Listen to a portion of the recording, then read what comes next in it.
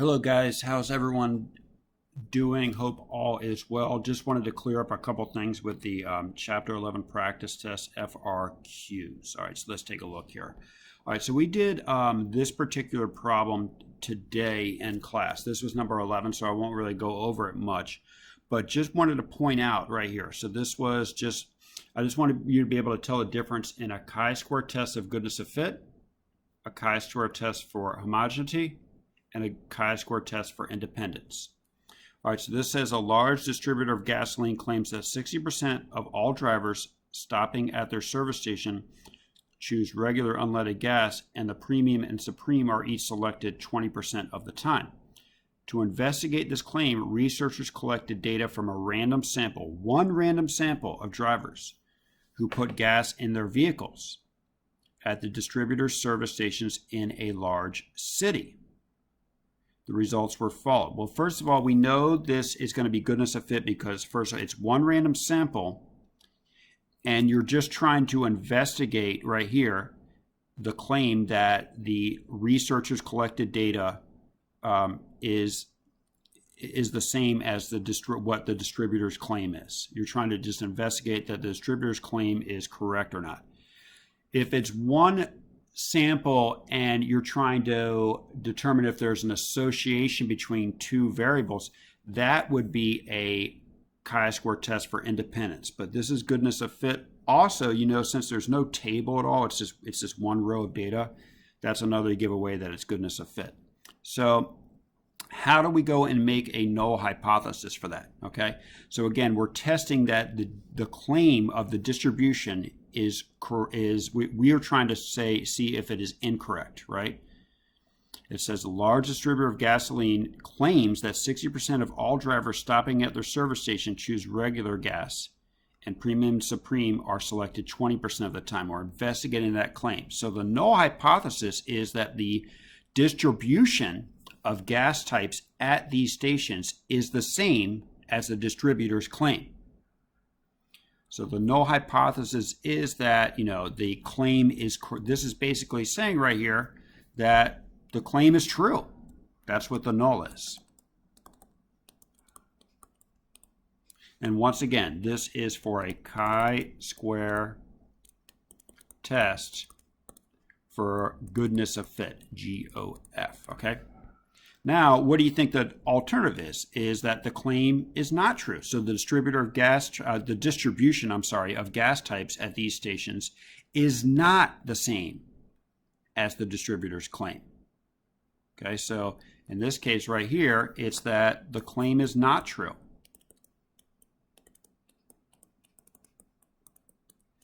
And you just have to put that into context. The claim is that the distribution of gas types at these stations, all right,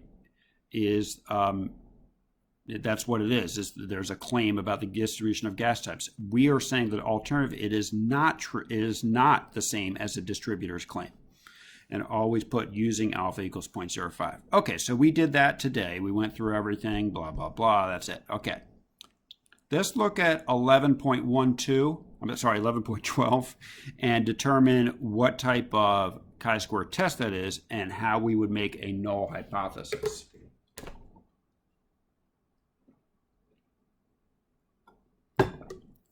Okay. A study conducted in Charlotte, North Carolina tested the effectiveness of 3 police responses to spousal abuse. 1, advise and possibly separate the couple. 2, issue a citation to the offender. And 3, arrest the offender. Police officers were trained to recognize eligible cases. When presented with an eligible case, a police officer called the dispatcher, who would, and very important right here, randomly assign one of the 3 available treatments to be administered.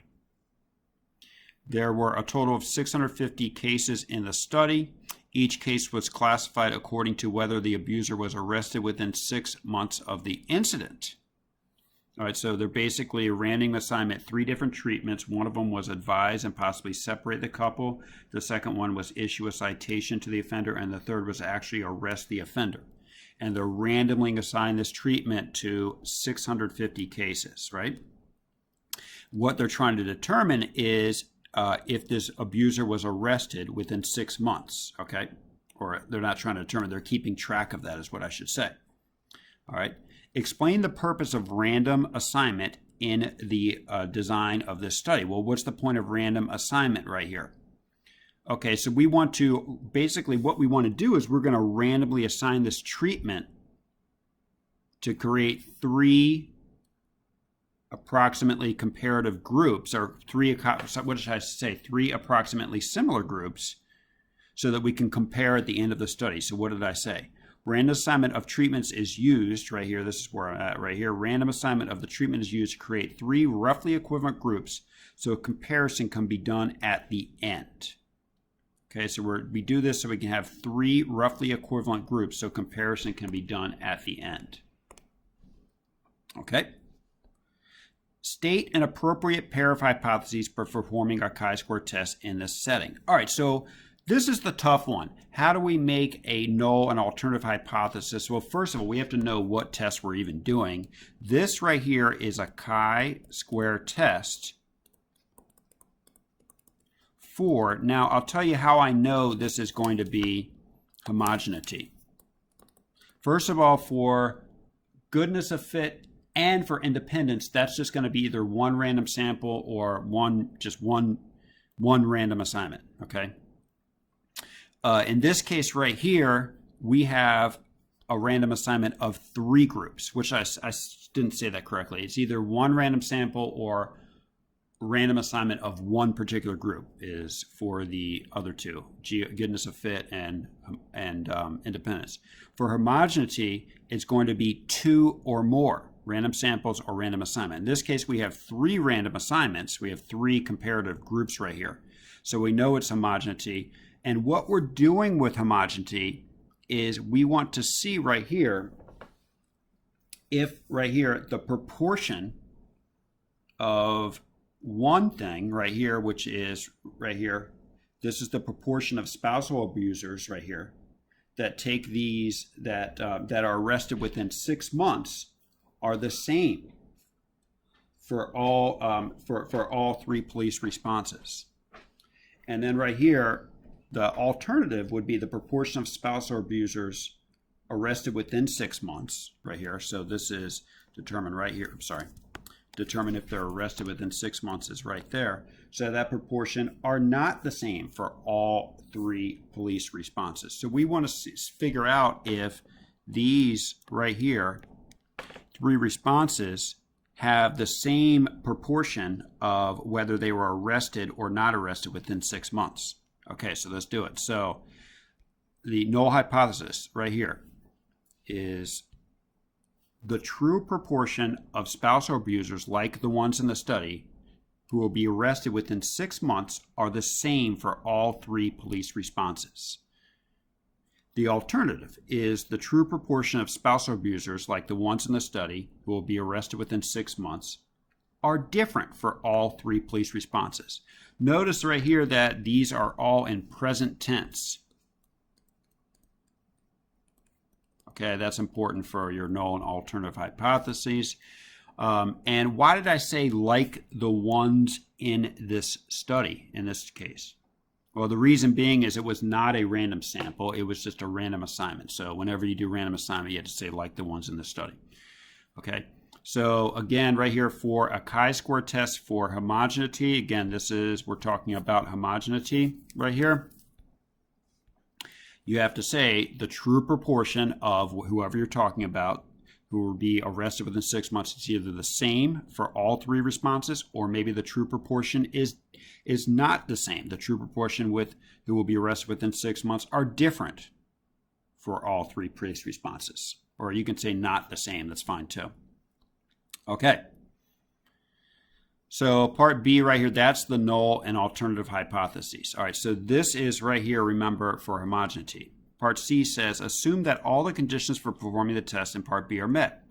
The test yields a chi-square value of 5.063 and a p-value of 0.0796. Interpret this p-value. All right, interpreting the p-value, it's always kind of a tricky thing. Remember, a p-value, the definition, it's given that the null hypothesis is true, It's the probability of giving an observation as extreme or more extreme than what you saw. Okay, so right here, we have a p-value of what right here? 0.0796. Okay, so let's do it. Let's do the first part, assuming that the null hypothesis is true. Okay, so we're going to start right here.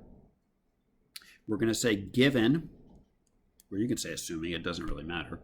Okay, given that the, now what's the null hypothesis right here? The true proportion of the true proportion of spousal users, like the ones in the study, who will be arrested within 6 months are the same for all 3 police responses. So we're going to say given that the true proportion of spousal abusers,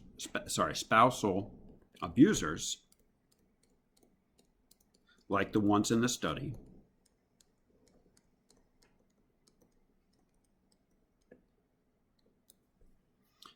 who will be arrested within 6 months, are the same for all 3 police responses,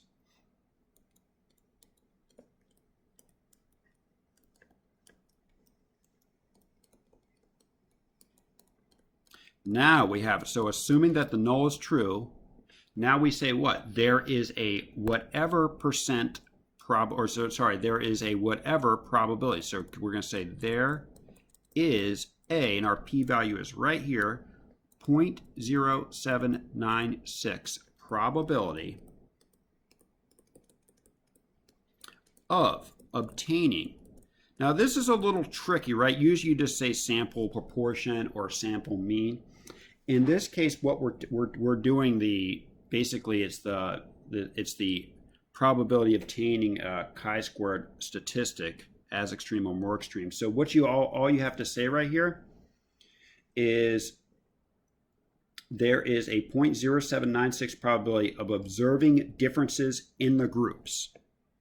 So obtaining or observing, whatever you want to say, differences in the groups.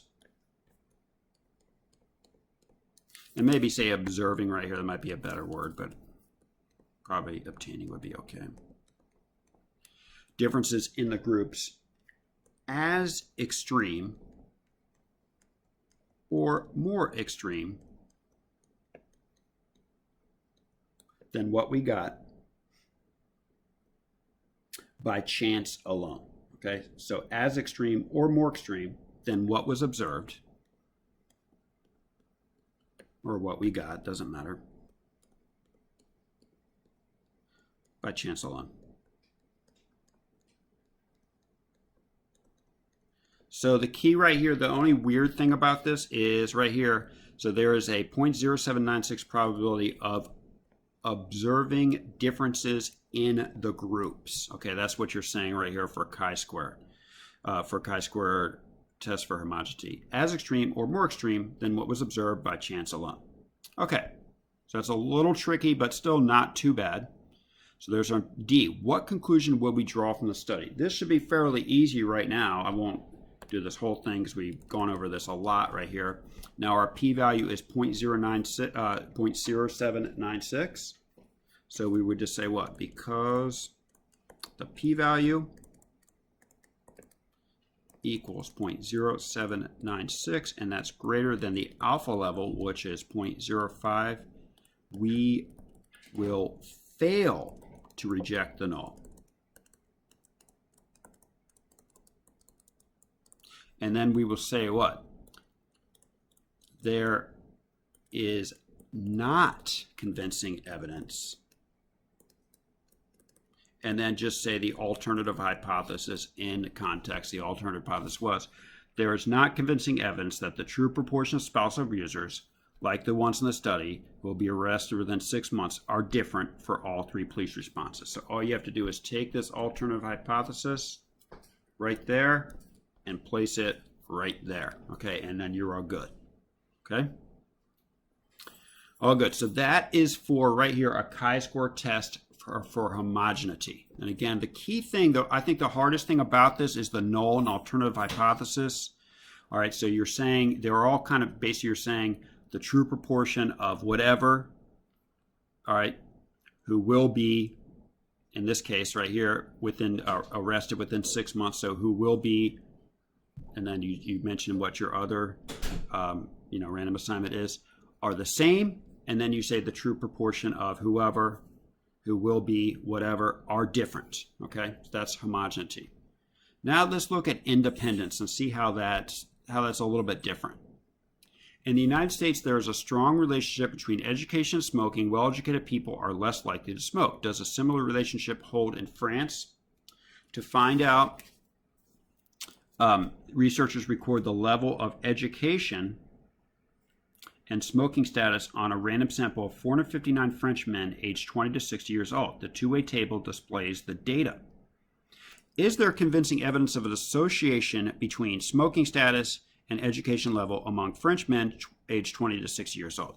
So this is a little easier than the other one. That's a huge giveaway. First of all, they said association. So just the fact that they said that, I know automatically this is going to be a chi-square test for independence.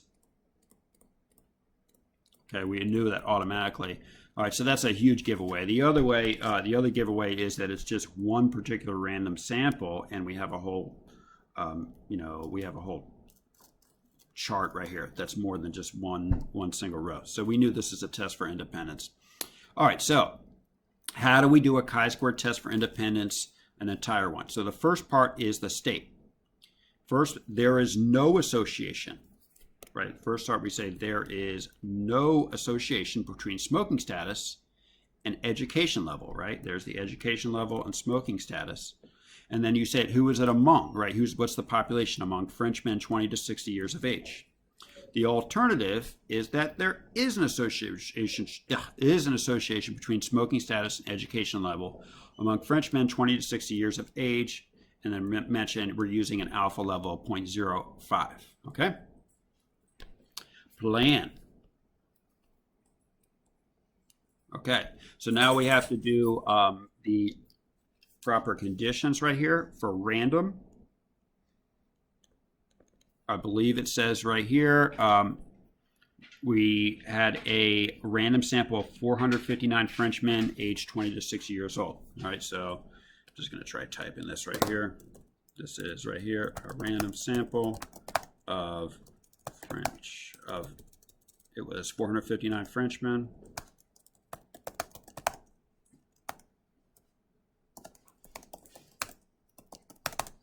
Okay. Next, we do 10%.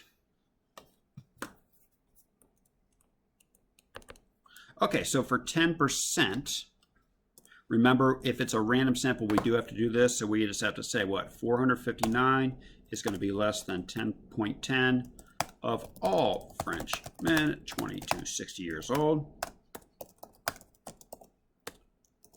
And no problem. And now right here is large counts. Now remember right here, what we have to do for large counts is we have to get the expected values. And then from there, once we get the expected values, we have to make sure that they're all greater than or equal to 5. Okay. So just a reminder of how to do this. All right, we're going to go and enter our calculator. We go right here to second matrix right here. Okay, so we have to go and put this into a matrix, right? This is for homogeneity or independence. We have to use matrices for this. So this is 1, 2, 3, 4 rows, 1, 2, 3 columns. This is a 4 by 3 matrix. So just go right here to edit. And you're going to put 4 by 3. And you enter everything in right here. We have 56. We have 37. We have 53. We have 54. We have 43. We have 28. We have 41. We have 27. We have 36. We have 36. We have 32. And we have 16. Okay. Now on my virtual calculator, I always have to double check this because sometimes it does not come out, but on yours it should be a little easier, but it looks like this is a-okay, right? All right, no problem. So we're going to go right here. We're going to go to second. Oh, I'm sorry. No, we don't. We go just a regular old stat, and we go to test, and we go right up here to chi-square test. There we are. Okay, observed is A. We already put that in. Expected is B. We press calculate. Okay. Now notice this already gives me the do. So since I already have that, I'm just going to leave a little blank for large counts. I'll go back to that later. And I'm just going to go and put in the do section because that's already done right here. So do. All right, so do. We have the chi-square equals 13.305. We have the p-value equals 0.0384. And we have the degrees of freedom. This already does this for you. All right, for anytime there's a matrice, it's 6. But remember how they got that, just to remind everybody, you have the right here rows, which is rows minus 1, so 4 minus 1 is 3. And times the columns minus 1, that's going to be 3 minus 1 is 2. So that's how it came out with 6. Okay. Anyway, all right. So right here, so we have all that information right there. Now, if you want to, let's go back since we're already in the mode. Let's do the large counts, and then we'll do the conclude. Okay, if you want to, but you can do it in any order you want to, really. But I'm going to go back to the large count. So I'll go to second matrix, edit. And I'm going to go to B right here. All right, so this is everything right there.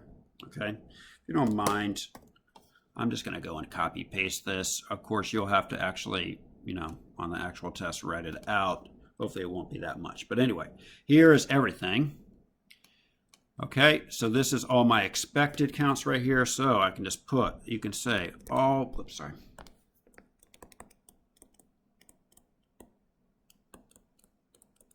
are greater than or equal to 5. Okay, so let's go to conclude. Okay, because, and actually, just so I can save a little time, I'm just going to type this right here. We'll say right here,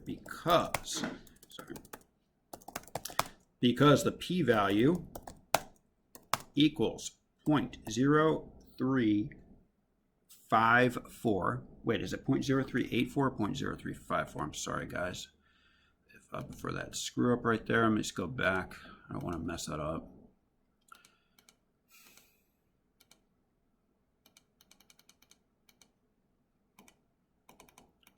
It was 0.0384. Okay, I had it written down incorrectly over there. Okay, all good. Just making sure I'm not making a mistake right there. It's always good to double check. 0.0384. Regardless, it doesn't even make a difference because look, 0.0384 is obviously less than the alpha. Okay, which is, let me just copy paste that real quick. Hang on. Alpha, actually, I'll just write it in. Alpha right there, which equals right here 0.05. Ugh. All right, whatever. Guys, I'm just going to do this. This area is alpha equals 0.05. There we go. Okay. We will, in this case right here, it's less than the alpha, so we will reject